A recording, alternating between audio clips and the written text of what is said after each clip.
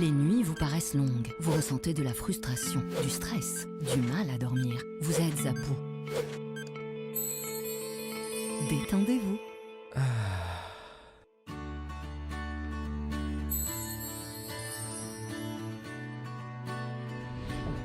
Réduction du temps d'endormissement, diminution des réveils nocturnes, relaxation. Une bonne nuit, ce n'est plus un rêve. Ce produit est un complément alimentaire sans dépendance disponible en pharmacie. N'hésitez pas à demander conseil à votre pharmacien. Mérinal, notre priorité, la qualité. Pour bien s'entendre, il faut bien s'écouter. Rendez-vous sur M, la petite radio du Grand Maghreb. Radio M, le café presse politique.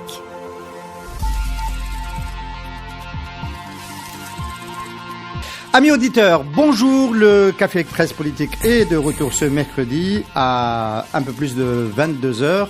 Ce n'est pas Day Khadridi qui le présente aujourd'hui. Day Khadridi nous a trouvé Hassan très turbulent la semaine dernière et elle a décidé de prendre un peu de recul. Le temps qu'on se calme, j'espère qu'elle va revenir à de meilleurs sentiments dès la semaine prochaine. Day Khadridi, si nous on n'arrive pas à te convaincre, j'imagine que nos amis auditeurs vont le faire dès aujourd'hui sur Facebook et sur YouTube dès qu'on aura publié l'émission Hadia en podcast. Messieurs, bonjour. Le fait de la semaine pour vous, rapidement, avant qu'on aborde l'actualité. Je commence par Hassan pour que tu fasses court, mon ami. Bonsoir. Moi, l'image de la semaine, c'est l'image de Louisa Hanoun traversant la grande cour du tribunal militaire de Blida. C'était le lendemain du CPP. Farhat Aïtali, merci d'être avec nous. Farhat, c'est la première fois. Tu es comme un journaliste, tu interviens tellement dans la presse et sur les plateaux de télévision qu'on va te considérer comme journaliste. Donc tu es dans le café presse politique. Ouais, je vais changer de vocation alors. Alors, pour nos amis auditeurs, tu es toujours à la tête de la campagne de Ali Rdili ou est-ce que tu as pris du recul par rapport à cette fonction? Je ne prends jamais de recul par rapport à mes engagements. D'accord. Voilà, c'est bien de le préciser. Ceci dit, pour l'image de la semaine, c'est pas exactement une image, c'est un zap. C'est le fameux leader du Hamas, enfin local, Mokri, qui s'est découvert une vocation d'historien. Enfin, historien, sociologue et accessoirement révisionniste. Qu'est-ce qu'il a dit? Il recommande à une partie des Algériens éventuellement d'aller voir sur une chaîne télévision spécifique à laquelle il adhère aux thèses, d'aller réviser l'histoire de l'Algérie, particulièrement celle de la Kabylie, oui. Avec 14 colonels de la LN, pratiquement la moitié des effectifs de la LN. Le monsieur trouve que la Kabylie a toujours quelque chose à prouver aux Algériens en matière de nationalisme. Et il se trouve que ce monsieur-là n'a rien prouvé aux Algériens. En la matière, du moins. Que ce soit les années 50, que ce soit Lyon, que ce soit demain. Voilà l'image qui m'a choqué. Il est choquant, effectivement. On peut y adhérer complètement. Salim Msbah. Les étudiants dans la rue, les étudiants qui, voilà, c'est à chaque fois qu'on a l'impression que le mouvement s'essouffle un peu, les étudiants sont toujours là pour revigorer, redonner du souffle. J'ai pensé inviter un étudiant aujourd'hui, mais j'ai eu peur qu'il nous donne un très sacré coup de vieux. Voilà, il aurait fallu qu'il y ait d'autres jeunes aussi sur le plateau. Saïd. Alors, Darifa Mezner, je ne sais pas si vous connaissez, hein, elle fait chaque vendredi, elle filme le Hirak et elle publie sur YouTube. C'est magnifique, c'est très beau, c'est fait avec beaucoup de sensibilité, d'intelligence. Et il y a plein de chaînes de télévision qui piquent son travail sans la citer. Et donc, vive Darifa, continue à faire nos vendredis qui sont très beaux avec elle. Voilà. Alors, dans cette première partie du Café Presse Politique, nous allons évidemment parler des arrestations et du tournant qui est en train de prendre la riposte de l'état-major. Messieurs, tout de suite une question un peu intimiste. Est-ce que, au bout de 3 mois, bientôt, dans une semaine, nous arrivons sur les 3 mois de ce formidable mouvement, est-ce que vous vous attendiez à ce qu'on se retrouve dans une telle situation avec des arrestations comme c'est en train de se passer? Est-ce que c'était un scénario que vous aviez prévu? On n'avait pas tout prévu, on n'avait notamment pas prévu le 22 février dans la forme. Est-ce que cette forme de contre-révolution, d'ailleurs, en est-elle une? Vous l'avez senti venir? Oui et non. Ah, oui et non. C'était une possibilité. Hein. Et en fait, ça fait ces arrestations permettent en fait au régime de durée, hein, de gagner du temps, hein, et de refuser de discuter de ce que demande la population, c'est-à-dire le changement de régime, etc. Et donc ça permet d'entretenir et de croire qu'on fait une sorte d'offre parallèle à ce que demande la population. On lui offre des têtes, hein, voilà. Certaines de ces têtes sont innommables, hein, parce qu'elles ont un passé horrible, mais d'autres, on ne sait pas pourquoi ils le font, c'est juste pour entretenir l'idée d'un complot. Il faut dire, on va discuter de ce complot, hein, parce que voilà. Alors, est-ce que voilà, vous attendiez pas? C'était un scénario qui était prévu? Personnellement, au début, je m'attendais pas à ce que ça vire aux arrestations, enfin, du moins de cette manière. Mais à partir du départ du président Bouteflika, à partir du moment où il a jeté l'éponge, je m'attendais quand même à ce qu'il y ait des arrestations, mais pas celle-ci. Je m'attendais à ce qu'il y ait des arrestations parmi la classe politique, celle qui a eu à gouverner. Les ministres, certains premiers ministres, qu'il y ait justement une responsabilisation du microcosme politique qui a gouverné. Pas de s'attaquer pratiquement à toutes sortes de personnes, sauf à ceux que la population, justement, estimait à juste titre comme étant responsables de la catastrophe actuelle, de toute façon, durant les 20 dernières années. Indique jusqu'à présent. On est dans des règlements de compte, enfin, c'est surtout des règlements de compte personnels que le chef d'état-major est en train de... On est d'accord pour dire ça, règlement de compte personnel? Moi, je pense... sur les raisons invoquées pour justifier ces arrestations, on est tous d'accord pour dire que ça passe pas. Il n'y a pas de... c'est pas parce que vous êtes juridiquement, il n'y a rien. C'est ça, alors, cette thèse-là du règlement de compte, juste, je rappelle à nos amis auditeurs, il y a quand même un point commun entre la plupart de ceux qui ont été arrêtés. Ils ont eu un problème, un moment dans leur vie avec Gaïd Salah. Ça, c'est quelque chose de facile à recouper. On va pas parler de Toufir et de Tartak. On va pas parler de Toufir. On va pas parler des généraux qui ont été remis en prison pour deux qui sont à l'étranger, mais les autres, Saïd Bey est remis en prison. Louisa Hannoun, de toute évidence, Annaba et les dénonciations par rapport au business à Annaba, etc. On va en parler plus en détail. Et Saad Albrab, la fameuse phrase sur Magharibiya, quand on recoupe un petit peu, tous ces gens-là ont eu les Koulinef, c'est dans ces gens-là. Voilà. Les Koulinef, ça fait partie de la. Donc, est-ce que ça c'est plutôt inquiétant ou c'est plutôt rassurant? On se dit à un moment donné, tout le monde n'a pas eu marié à partir avec Gaël Salah, donc ça va s'arrêter. Non, mais c'est très inquiétant. C'est-à-dire, il y a un pouvoir de fait. Belhadid, personnel. J'ai oublié de citer Belhadid. Il y a un pouvoir de fait. C'est peut-être le cas le plus personnel. Il y a un pouvoir de fait depuis le départ de Bouteflika. Il y a une volonté, en tout cas, de se venger. Il y a une ambiance de règlement de compte, mais elle est évidente, qu'elle se fait dans la violence la plus insupportable. Prendre un chef politique, le mettre en prison, de cette manière-là, il y a manifestement une volonté d'assassiner symboliquement, de mettre Saad Albrab en prison. Il y a une volonté manifeste de briser un homme. Remettre une deuxième fois Ben Hadid en prison, il y a une volonté de briser un homme qui a contesté celui qui est devenu aujourd'hui le maître à bord du pays. C'est dangereux parce que on ne laisse pas la justice faire son travail normalement. Ce n'est pas la demande de 10 millions d'Algériens qui sont dans la rue. D'ailleurs, il n'y a pas un enthousiasme. Les gens sont plutôt choqués de voir des personnes arrêtées de cette manière et soumettre la justice d'abord avec un discours politique. Quand le chef d'état-major il dit il faut juger vite, rapidement les corrompus, donc il décide qu'ils sont déjà corrompus. Il fait le travail, il juge à la place de la justice. Et en plus, on met à contribution d'immédiat pour mettre de la pression. On ramène des gens devant les tribunaux. C'est très dangereux. Ça n'augure rien de bon. Ce n'est pas l'Algérie que veulent les Algériens voir naître à partir du 22 février. Maintenant, il faut admettre que Ahmed Gaïd Salah, l'état-major, a une story. Il a une histoire pour justifier ses arrestations. C'est cette fameuse histoire de complot. Alors le complot, on en a eu entre guillemets un bout.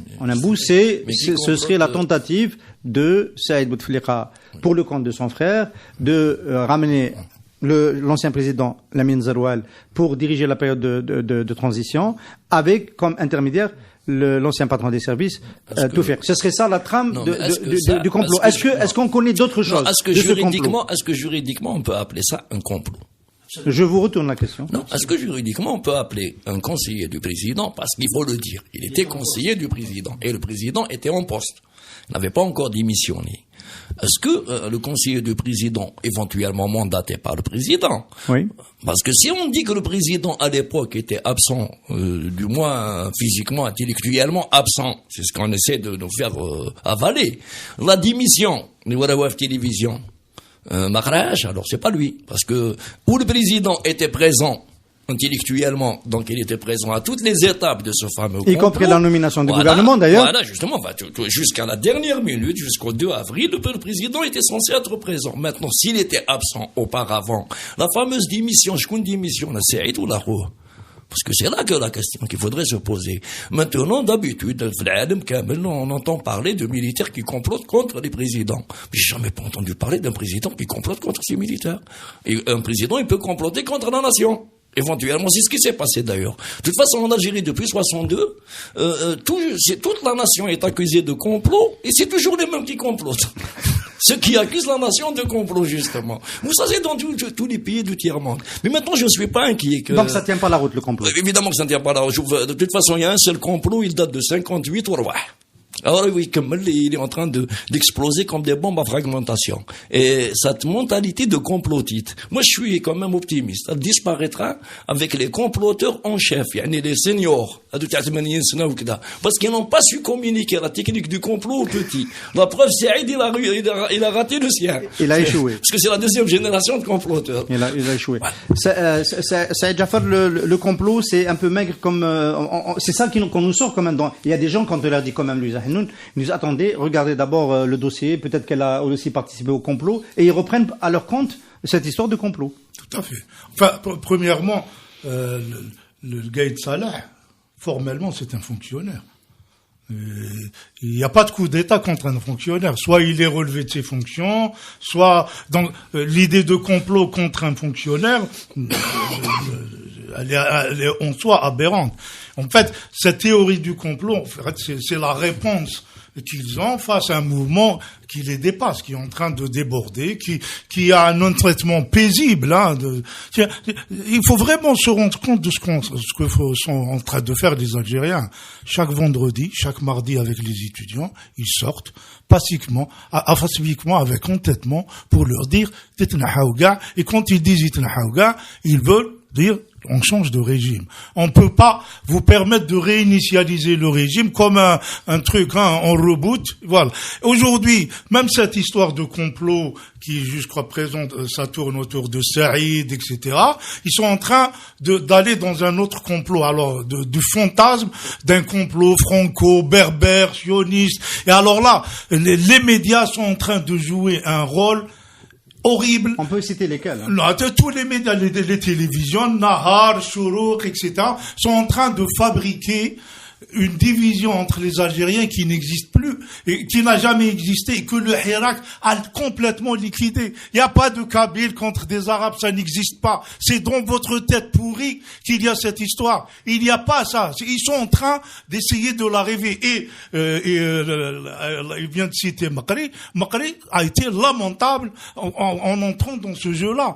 C'est vraiment lamentable. Il aurait pu rester. Il a peur peut-être qu'on le convoque, mais il n'y a pas de raison. Il n'y a pas de raison. Tu restes sur une ligne politique de changement, etc. au lieu de rentrer dans ce jeu-là. Vraiment, moi ça m'a choqué. Ouais. Ça m'a choqué. Alors, pour ceux qui essaient quand même d'insister sur cette notion de complot, Saïd Toufiq Tardag, on va penser que Grel, c'est le système, machin. Bon, on a bien compris que ça concerne un fonctionnaire qui peut pas y avoir de complot dans ce cas-là. Mais un leader politique, Salim, Louise Ahn, quel rôle elle peut jouer elle était dans la construction du chef d'accusation. Ce serait quoi? Ce serait de tsouir, c'est de vendre ce projet à la population. Ce serait quoi? Je pose la question aussi à Hassan. Apparemment, ce qui s'est passé, c'est que Saïd a fait les plus larges consultations pour essayer de faire accepter son idée, son projet à des personnalités politiques, c'est ça ce qui est en jeu, c'est pour ça qu'on lui reproche ça. Et à partir de là, moi j'entends quand les gens essaient de défendre Louise Hanoun, je suis tout à fait d'accord en disant c'est un leader politique, elle a absolument le droit d'être consultée, qu'elle soit proche de la famille Bouteflika, on va pas lui reprocher qu'elle soit proche de la famille Bouteflika parce que c'est l'un des arguments qui est avancé. Bon, on sait très bien ce que pense d'elle Gaïd Salah, il l'aime pas. C'est un secret de polichinelle, il l'aime pas. Bon, à partir de là, on va pas. Si à chaque fois vous n'aimez pas quelqu'un, vous le foutez en prison. Alors dans ces conditions, je pense que déjà autour de cette table, on termine à Blida facilement, hein. Donc, ils sont en train de fabriquer une sorte de boulourou avec cette notion de force extra-constitutionnelle où Saïd, c'est lui qui incarne la force extra-constitutionnelle. Mais Gaïd Salah a accepté Saïd formellement, si on peut reconnaître. Si on dit que depuis 2013 le président Bouteflika était off, mais tout l'État avec son armée, avec ses services, a accepté que Saïd soit une question précise. Vous enchaînez dessus. Une question précise. Est-ce que ce qui a manqué dans les consultations dont tu viens de parler, Salim, dans la boucle des consultations, est-ce que la grave erreur c'était quand même de ne pas associer Gaïd Salah. Peut-être que Gaïd Salah aurait accepté cette solution avec Bouteflika de ramener Zeroual, etc. Est-ce que c'est pas ça l'erreur? Si Zeroual avait accepté, Zeroual, il faudrait qu'un jour on sache pourquoi il a refusé, parce qu'il s'est pas déplacé de Batna par hasard. Manifestement, il a refusé parce qu'il a senti que on ne voulait pas de lui comme président de transition, mais comme passerelle de transition. C'est qu'il y avait du Saïd dans l'histoire, parce que si Zeroual n'avait pas su que Saïd voulait piloter avec la transition, éventuellement il aurait accepté. Personne n'aurait osé dire non. Ni Gaïd Salah, ni un autre, ni même une bonne partie de la population. Moi, personnellement, j'étais contre la transition version Zeroual telle qu'elle avait été concoctée par Toufir. À l'époque, il proposait aux Zeroual, je sentais quelque chose de pas catholique. Je sentais que ce n'était pas par hasard que Zeroual s'était déplacé. Donc, il y a une partie du système qui voulait se refaire une deuxième vie sur le dos de l'autre partie du système qu'il avait évincé durant les années 2013. Donc c'est une guerre à l'intérieur du système qui normalement n'intéresse pas le peuple algérien. Seulement, Anaya, je suis optimiste pour l'avenir. Pourquoi? Parce que la partie du système qui a perdu la manche, je l'estime comme étant la partie la plus dangereuse. C'est celle qui est capable de planter des champs de mines sur 20 ans. La partie Jamaat Toufiq et compagnie. Par contre, il y a civil, il y a pratiquement des métastases dans toute la société, les administrations, un peu partout, les médias. Par contre, la deuxième partie du système, c'est la partie primaire. Mais ils sont en train de marcher sur les mines des autres. Et ça tombe bien, justement. Peut-être qu'ils me l'ont dit une bonne fois pour toutes. Bon, on avait juré de pas dans cette émission. Bon, cela dit au passage, quand même, Hassan, tu fais bien de garder la mine que tu fais, parce qu'on se rappelle quand même qu'il y a beaucoup de gens qui sont en prison, mais en marchant sur les mines, ils peuvent nous faire sauter tous ensemble, parce qu'on n'est jamais très loin des mines. C'est le risque d'habiter à côté d'une poudrière. Voilà. Non, ce que je veux dire, c'est vrai que la thèse du complot ne tient pas la route. Personne n'est carreau au complot. Il y a un seul complot, comme l'a dit Farhas, c'est les coups d'État permanents contre ce pays, contre l'Algérie, contre l'aspiration démocratique. On est dans le vide politique, le vide constitutionnel depuis au moins 2013, pour être gentil. Et dans ce vide, Gaïd Salah est figuré, si on parle de force extra-constitutionnelle, ça a commencé au moins depuis 2013, au moins. On ne découvre pas les forces extra-constitutionnelles à la veille du 2 mars. Et Gaïd Salah, à mon avis, il essaye de convaincre de l'existence d'un complot pour légitimer tout, pour justifier tout ce qu'il va faire, et surtout pour apparaître comme quelqu'un qui est là à lutter contre ce qu'ils appellent l'Aïsaba. D'ailleurs, moi, je ne sais pas d'où est tombé ce mot Aïsaba, parce que finalement, l'Aïsaba, c'est quoi quand on désigne une Aïsaba? C'est-à-dire, le problème, ce n'est pas le système, ce n'est pas le pouvoir. C'est un groupe à l'intérieur du système qu'il faut évincer par un autre groupe qui se repositionne, qui se replace, parce qu'effectivement, le frère du président incarne le pouvoir dans tout ce qu'il a d'exécrable. Et c'est à juste titre, mais ce n'est pas une Aïsaba, c'est tout un pouvoir, c'est tout un système. On est sûr qu'il n'y a pas d'une feuille de route intelligente, qui serait pas juste primaire de règlement de compte. Je vais juste dire une chose. Aujourd'hui, il faut le dire quand même. Il faut insister là-dessus. Un homme politique, une femme politique, un citoyen algérien a le droit de rencontrer qui il veut. A le droit de discuter avec qui le veut. Ce n'est pas que Louisa Hanoun ou que Robarab rencontre telle ou telle personne, c'est un danger pour l'Algérie. C'est faux. L'accusation, qu'est-ce qu'on reproche à Louisa Hanoun dans le chef d'inculpation? Complot pour changer le système. Le régime. Non, le problème, c'est que l'article du code militaire qui est cité, il concerne les attaques contre une unité ou une infrastructure de l'armée. Quand je dis unité, c'est une unité. Maintenant, si les services découvrent qu'il y a un groupe qui a des armes, qui essaye de commettre un attentat, d'accord, mais c'est même pas un complot, ça. Mais alors le nombre d'Algériens qui ont rencontré Saïd Bouteflika, qui ont rencontré Toufir, qui ont rencontré ça, on va se retrouver avec 1 million d'Algériens qui complotent. Mais complotent contre qui? Ça ne tient pas la route. C'est pas bien d'abord pour l'armée. Le complot se fabrique parce qu'ils font face à un mouvement populaire qui est, quelles que soient les manœuvres qu'ils utilisent, reste sur un cap vraiment, c'est remarquable, hein. Ouais. Il reste sur un cap très clair. On veut changer le régime. On veut pas des élections organisées par une administration qui a l'ADN de la fraude à l'intérieur. C'est ça le message qui est répété. Alors, et il est répété calmement, etc. Donc à chaque fois ils essayent. Moi, la société. Ils essayent au pluriel. Hein? Ils essayent au pluriel, ça veut dire qu'il y a un groupe qui réfléchit autour de Gaël Salah sur la riposte. Moi, je pense, c'est le régime. Hein. Il faut pas croire que Gaël Salah, c'est pas le régime. Il est l'incarnation du régime. Il était avec Bouteflika depuis 2004. Il a soutenu. Il faut pas oublier. Il y avait quelques jours avant le 22 février, il nous menaçait. Tous ceux qui étaient contre le 5e mandat étaient menacés par Gaël Salah. Il les a traités d'ingrats. Après, c'est des égarés. Non, il faut. Moi, je réalise que c'est quand même bien d'être dans le rôle du présentateur. Je suis celui d'autres vous tous qui a dit le moins de mal d'Ahmed Gaël Salah en ce moment. C'est dommage que j'essaie de rester dans cette posture. Non, mais sérieusement, est-ce qu'autour de lui, les gens, c'est important. Non.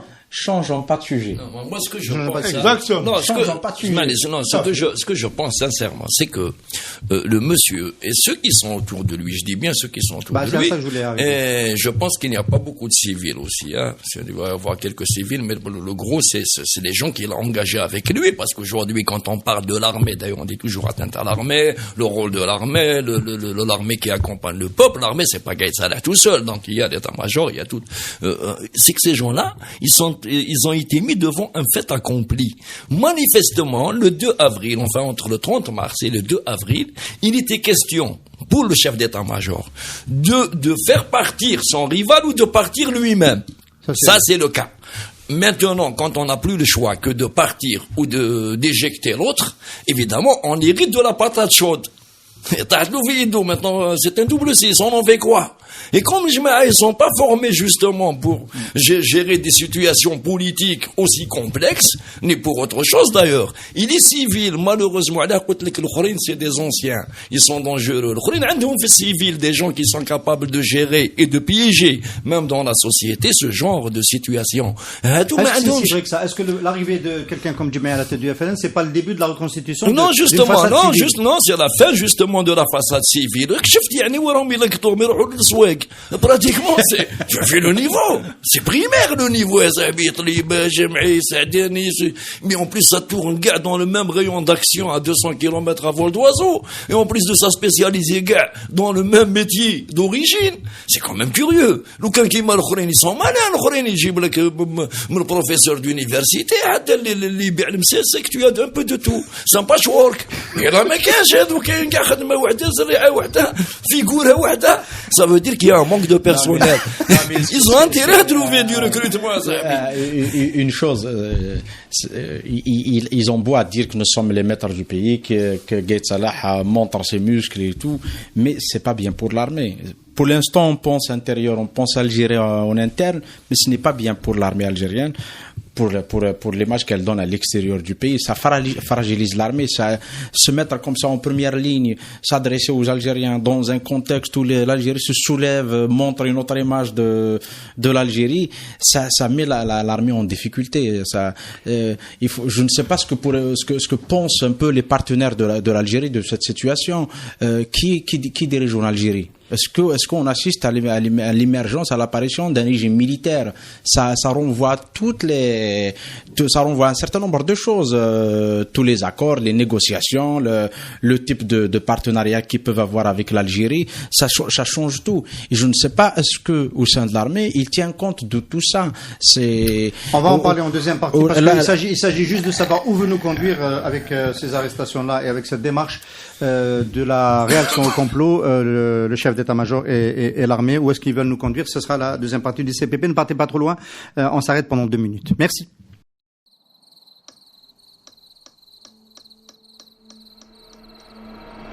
Les nuits vous paraissent longues, vous ressentez de la frustration, du stress, du mal à dormir, vous êtes à bout. Détendez-vous.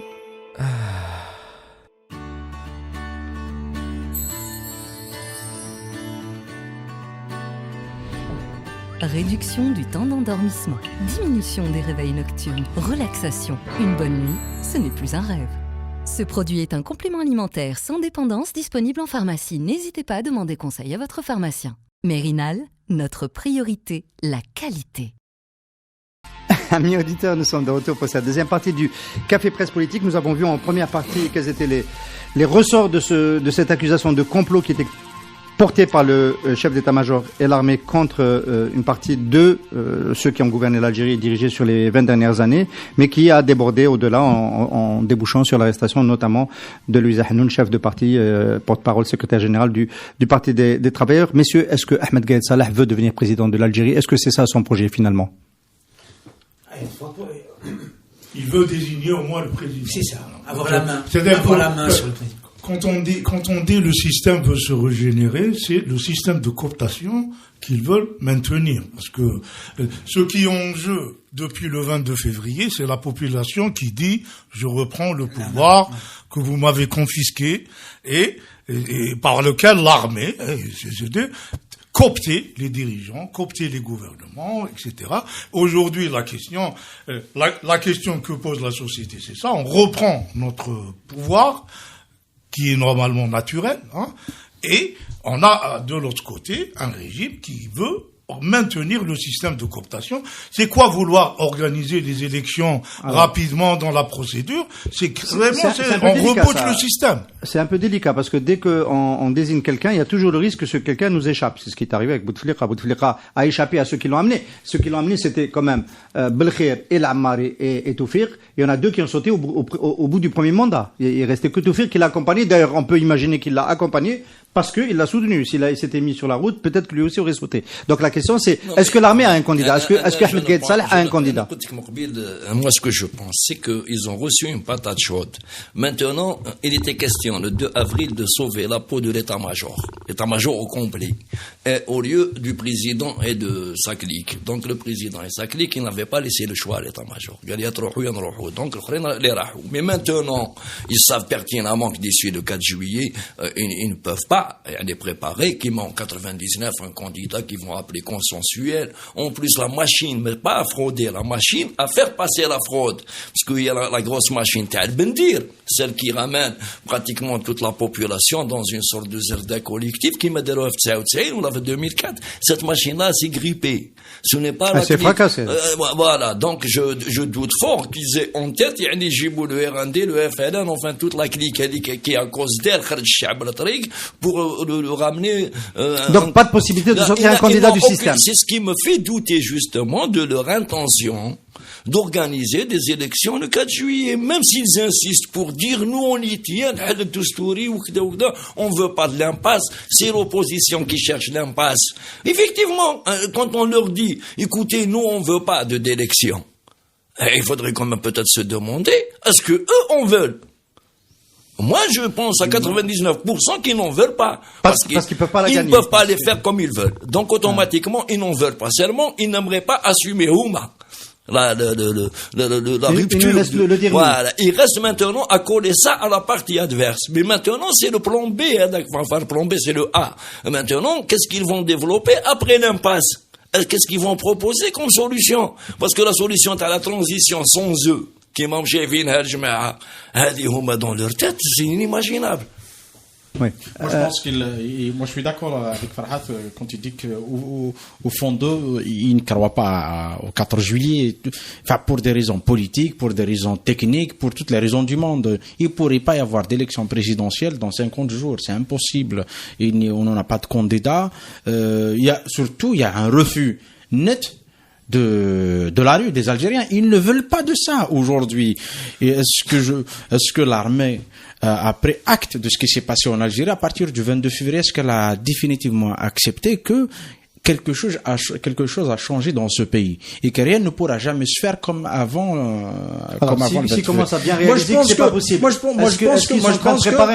pense que pour l'instant, ils fonctionnent toujours comme ça. Ils attendent toujours jusqu'à la dernière minute. Dit voilà, on ne peut pas. Il y a le mur, c'est le 4 juillet, c'est un mur pour eux. Un peu avant quand même. Il le voit de loin. Il voit de loin. C'est la date à laquelle le Conseil constitutionnel doit rendre ses mais conclusions. il le voit de loin. Mais plus on se rapproche du 4 juillet, on voit le mur. C'est la fin de ce mois. Voilà, on rentre en face droit dans le mur. Mais je pense que qu'est-ce qu'ils vont faire? Jusqu'à présent, il apparaît que l'armée ne sait pas gérer cette période. Elle n'a pas l'ingénierie politique pour négocier, pour trouver un compromis avec des figures qui peuvent être acceptées par la rue. Parce qu'inévitablement, on va vers une période de transition. Il faut trouver quelqu'un qui va remplacer Gaïd Salah. Alors, si on se met d'accord sur, par exemple, je donne un nom comme ça. Si c'est Hamrouche qui va gérer cette période de transition, Gaïd Salah n'aurait pas le poids, ne pèserait pas devant Hamrouche. Il doit composer avec lui, il doit partager avec lui, et il doit surtout se soumettre à ses orientations. Donc, est-ce qu'ils sont capables de trouver un homme qui va gérer cette période, qui serait plutôt alors, il y en a qui disent sur les réseaux sociaux, je vous pose la question, vous pouvez répondre tout de suite ou plus tard, que l'impasse, ils savent qu'on va à l'impasse, que eux-mêmes ne croient plus à cette élection, que peut-être ils n'y ont jamais cru, on peut même accréditer cette lecture, mais que le but, c'est quand même d'arriver à une transition où c'est directement Gaïd Salah qui dirige la transition HCS, au Conseil de sécurité. C'est prévu dans la Constitution. Est-ce que vous pensez qu'il va se mettre à la tête de la Constitution lui-même et ne déléguer personne? Le Conseil de sécurité ne siège pas pour une transition. Il siège juste une fois pour décréter l'état d'exception. Mais pas pour... Voilà, mais d'accord, mais il est censé être présidé par le président en exercice. Est-ce que vous pensez que ce scénario est possible? Je veux quand même revenir à l'idée que le 4 juillet, ils n'y croient pas. C'est pas qu'ils n'y croient pas, ils ne peuvent pas.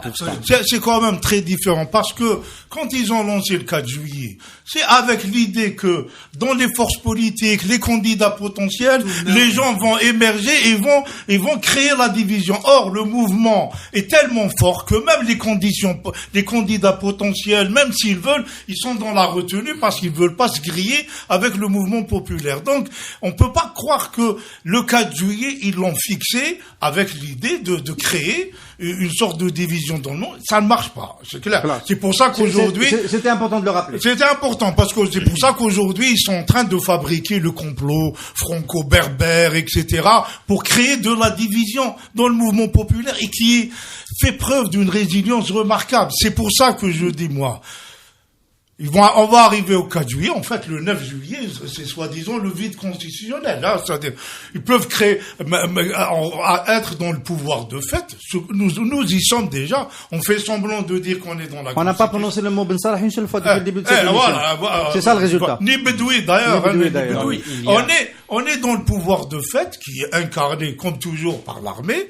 Et à ce moment-là, le 9 juillet, soit il accepte de négocier avec le mouvement populaire, soit on continue dans ce sort de bras de fer que je trouve remarquable. Hein, c'est-à-dire les Algériens continuent de travailler et ils font les choses normalement et ils sortent le mardi pour les étudiants, le vendredi pour la population, pour dire nous sommes déterminés. Et le scénario de la reproduction du régime, c'est terminé. C'est pour ça que moi j'ai pas peur qu'il veut, même s'il essaie de prendre le pouvoir directement, et c'est encore pire pour lui. Ils ont besoin, en fait, le 9 juillet, ils vont avoir plus que jamais besoin d'une structure de transition, d'une force de conciliation entre l'armée et la population, parce que actuellement c'est ça, il y a que ça.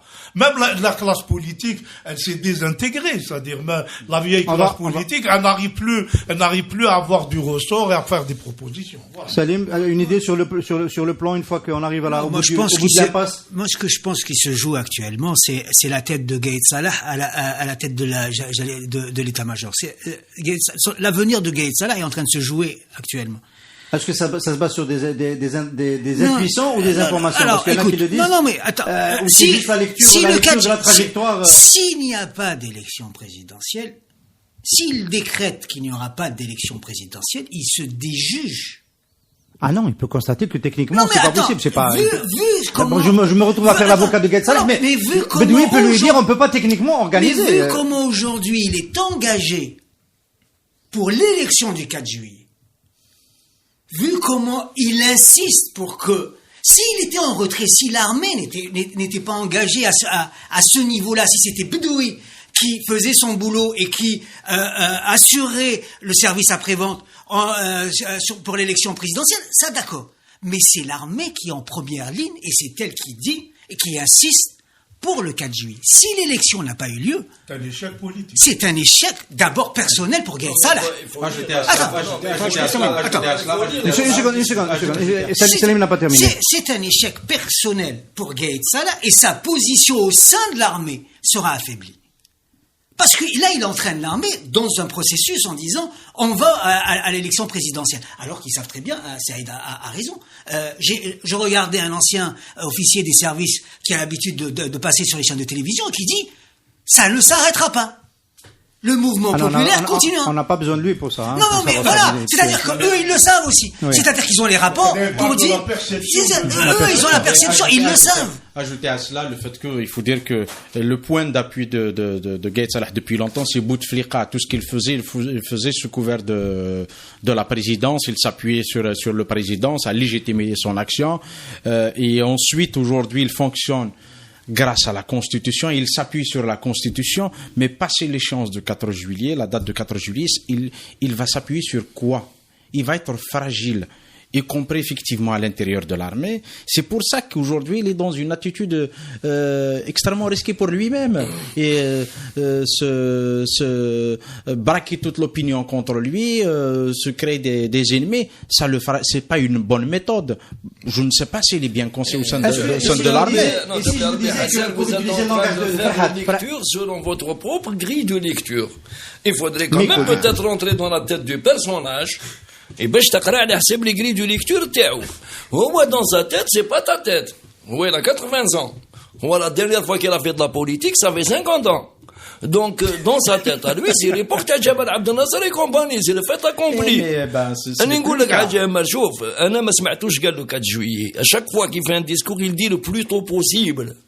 والحلول الدستورية, les solutions constitutionnelles, parmi lesquelles, bien sûr, le coup de force, en cas de vide. Et le vide quand on l'organise soi-même. Et surtout quand on se débrouille pour que la rue soit responsabilisée en ce qui concerne le fameux vide. C'est les autres, ils nous ont pas laissé faire Makblouch ou Kda. Maintenant, on fait quoi? Jusque-là, la lecture interne, ils sont capables de penser que, arriver à l'échéance, c'est comme au Soudan. D'ailleurs, ils sont en train de se faire une popularité parmi une frange de la population, fort heureusement minoritaire, et mais malheureusement, parmi pratiquement les plus dangereux de la société. Alors, donc c'est la transition, c'est eux. Non, la transition, c'est eux. Vers le néant. Parce qu'on est quelqu'un qui s'amuse maintenant à se fabriquer des inimitiés dans un camp donné, qu'il estime minoritaire, alors qu'il est majoritaire, c'est la majorité du peuple. On se repose sur un camp donné qu'il estime majoritaire alors que c'est une extra minorité qui a été rejetée même dans ses fiefs, quelqu'un comme ça, où il est relevé avec la moitié de l'ancien système, est-ce que vous pensez sérieusement qu'il va laisser le pouvoir à qui que ce soit, ou la transition à d'autres personnes qui pourraient éventuellement être tentées de relibérer ses adversaires, éventuellement être tentées de les rappeler pour dire oui, je dirais comme ça. Aujourd'hui, ils sont dans la logique du rapport de force et dans la logique du coup de force. Si c'est pas nous qui les bouffons, ils vont nous bouffer. C'est comme ça que raisonne un militaire dans tous les pays du monde. Qui raisonne pas en termes de compromis avec la société. Et toute sa vie, il n'a jamais entendu Junti, on va négocier. Un militaire, ça négocie pas. Un militaire qui négocie, ce n'est pas un militaire. Mais cela, je vous le dis. Donc, me dire que j'attendrai le 4 juillet pour négocier avec un militaire, c'est du rêve. Attends, tu étais optimiste au début de cette émission. Là, tu es en train de nous tracer un tableau et en plus... Non, je suis optimiste à l'âge. Je suis optimiste à l'âge parce que au lieu de rester dans l'optique, je ne dois pas entrer dans cette optique. Est-ce qu'il est en rapport de force? Tu as raison de dire que c'est la politique, c'est des rapports de force. C'est qu'on ne lâche pas le pouvoir par gaieté de cœur. C'est évident, y compris dans les régimes démocratiques, on fait tout pour se maintenir au pouvoir. Non, mais là, c'est dangereux pour lui, c'est lâche. Mais il s'est créé une nouvelle situation dans le pays où les hommes politiques ou les gens qui au pouvoir ne peuvent plus agir avec une liberté. Ils sont contraints à chaque fois. Il y a une vague immense dans le pays qui obligerait... c'est grâce à ce mouvement que Bouteflika est parti, c'est grâce à ce mouvement qu'on a stoppé le 5e mandat, c'est grâce à ce mouvement qu'on a empêché le prolongement du mandat de Bouteflika, et c'est grâce à ce mouvement qu'on va empêcher d'autres options que les Algériens jugeraient désastreuses pour l'avenir de l'Algérie. Et si je plombais un peu l'ambiance en vous faisant remarquer, messieurs, quand même qu'après presque 3 mois de ce mouvement, on en est au même niveau de contraintes sur les libertés. C'est-à-dire qu'on ne peut pas trouver une salle pour faire une réunion, les libertés de manifestation de vendredi, ça ne fonctionne pas, les libertés associatives, etc. Au niveau de la presse, c'est désastreux. Je vais aller au bout de mon constat rapidement, si tu permets, Hassan. Et finalement, il y a quand même de grosses fragilités dans ce mouvement. Si on ajoute les arrestations et le peu de défense qu'il y a, bientôt on va plus parler des ligues des droits de l'homme que des partis politiques ou des leaders du mouvement, il y a aussi des fragilités qui peuvent donner ces idées de Non, moi je pense pas. Aujourd'hui, c'est vrai qu'il y a quelques-uns qui, moi je trouve quand même scandaleux que dans une situation révolutionnaire où des millions d'Algériens se soulèvent et qu'on nous empêche de tenir une conférence à l'université, c'est pas sérieux. Il faut pas pleurnicher. Je vais aujourd'hui à Babzouar, la conférence de Djabé a été interdite. Par qui? Par des agents de l'administration. C'est pas l'armée qu'on a envoyé pour empêcher la conférence. Non, mais je veux dire le mouvement étudiant dans une situation révolutionnaire, il y a ce qu'on appelle une dualité de pouvoir, on l'impose, on la tient cette conférence. Donc tu es d'accord? C'est comme ça. Mais je veux dire la grande bataille. C'est fort pour imposer. Mais c'est pas ça. C'est parce que par certains endroits, les gens, ils sont légalistes. C'est tout. Ils disent voilà, il faut une autorisation pour faire cette action, cette conférence, cette activité ou pas. C'est tout. Mais sinon, la grande bataille ne se joue pas à la grande poste. C'est pas parce qu'on empêche 15 personnes à la grande poste de tenir une discussion que les libertés reculent ou avancent. Non, c'est fou. C'est-à-dire, nous sommes dans une situation révolutionnaire.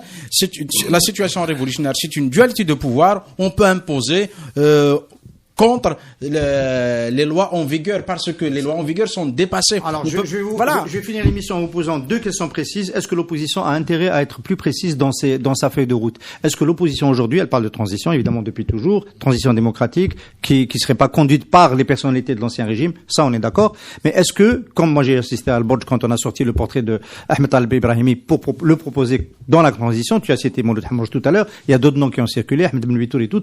Est-ce que on gagnerait à avoir une opposition qui se met d'accord sur 3 noms aujourd'hui? Est-ce que ça fait partie des choses qui vont faire peur à l'armée ou ça fait partie des choses qui vont aider l'armée à s'engager dans une transition? Qui s'appelle opposition?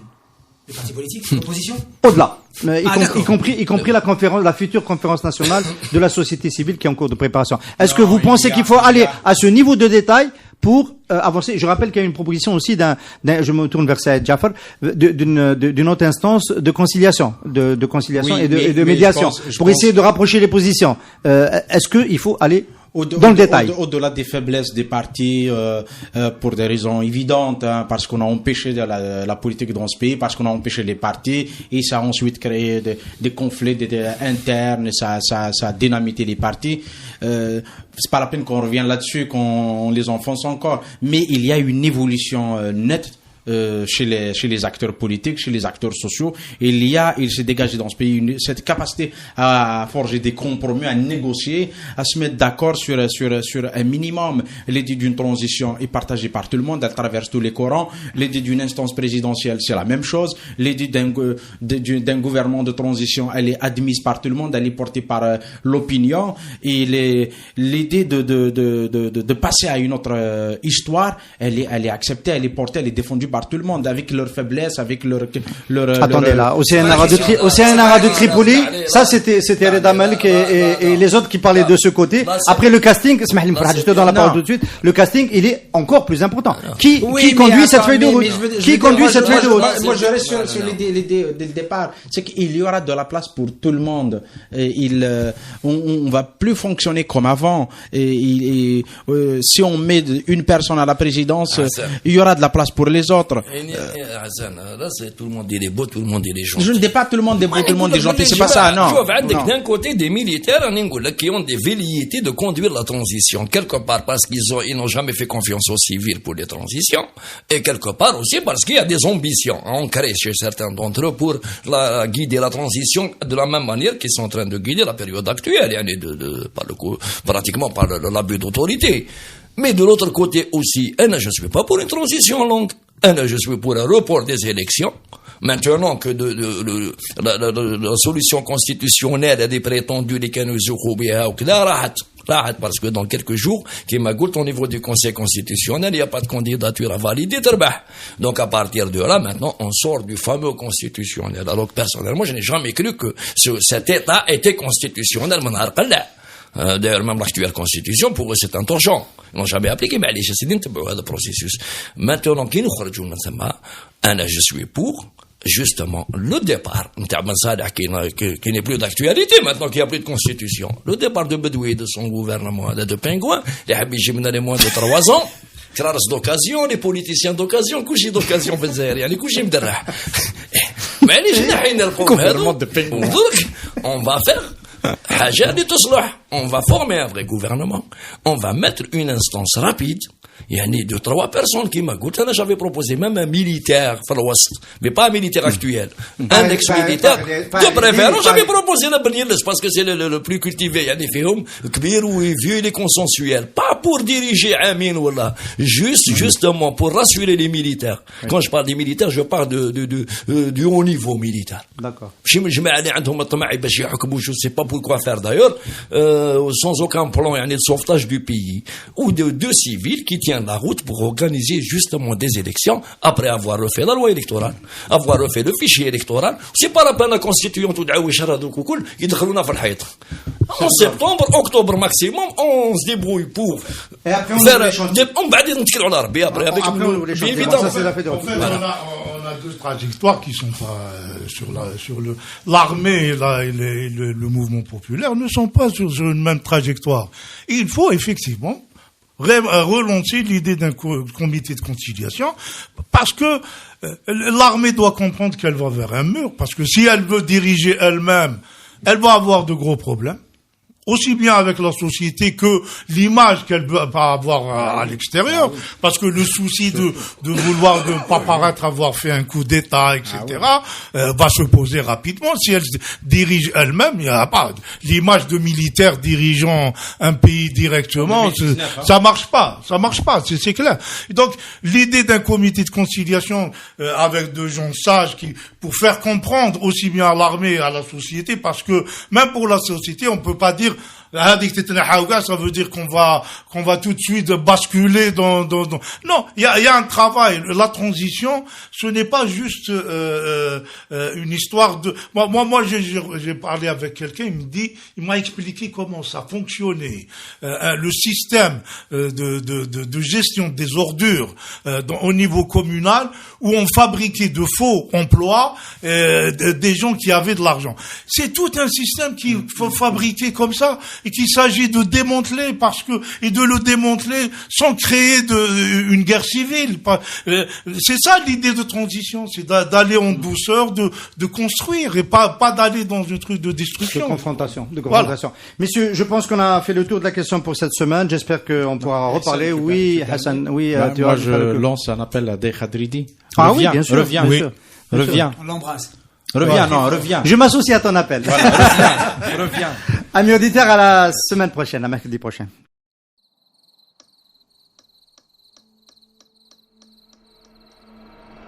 Les nuits vous paraissent longues, vous ressentez de la frustration, du stress, du mal à dormir, vous êtes à bout.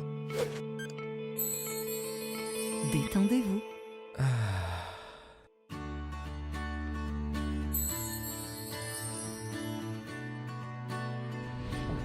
Réduction du temps d'endormissement, diminution des réveils nocturnes, relaxation. Une bonne nuit, ce n'est plus un rêve. Ce produit est un complément alimentaire sans dépendance disponible en pharmacie. N'hésitez pas à demander conseil à votre pharmacien. Mérinal, notre priorité, la qualité. Pour bien s'entendre, il faut bien s'écouter. Rendez-vous sur M, la petite radio du Grand Maghreb.